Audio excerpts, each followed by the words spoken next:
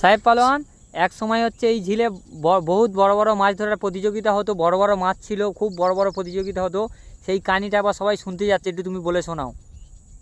তাহলে শুনবে। হ্যাঁ, সবাই শুনতে যাচ্ছে।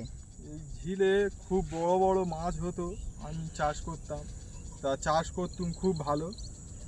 এখন প্রায় যেরকম প্রতি বছর মাছ ধরার প্রতিযোগিতা হতো তোমরা সবাই জানো, বা কন্টেন্ট হ্যাঁ হ্যাঁ হতো, ভালো ভালো ইউটিউবার এসব ভিডিও বানাতো যে সাহেব পালোয়ানের ঝিলের খুব সুনাম।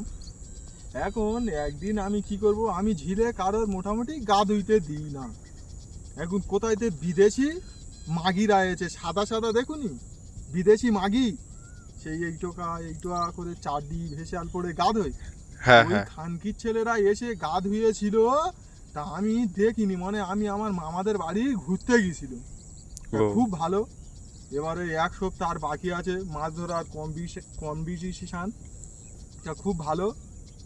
তা আমি যখন মাছ ধরার ওই এবারে সবাই প্রতিযোগিতা এসে এন্টিকেটে ছিপ ফেলতেছে, অনেকে তো মাছ ধরতেছে কিন্তু মাছ ছোট ছোট আসছে, সে মাছ সরু হয়ে যাচ্ছে।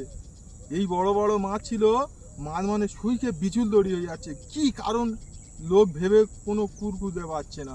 যে মাছ 4 কিলো 5 কিলো করে ওজন, সে মাছ মানে সুইকে 250 300 200 ওজন হয়ে গেছে। আর ঠিক এত বড় করে মাছ মানে সুইকে ওই রকম 250 200 300 ওজন হয়ে গেছে। তা একজন ছিপটা বেগে দিয়েছে, মানে বংশী সমেত হুইলেন থাকে জানো তো, মাছ ধরতে আগে লাগে, বেগে দিয়েছে। দিলে একবার মানে বংশী ঠোকর মেরেছে, সে খ্যান মেরেছে।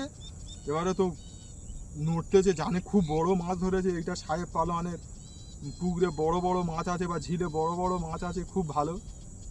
যখন শোয়ার বাচ্চা হুইলেন গুইড়ে গুইড়ে টেনে নিয়ে আসতেছে, দেখি না খানকির ছেলে, কি বলবো, একটা লাল কালার ভেসে উঠে এসেছে। তোমরা বলো ওই সময় সহ্য করা যায়?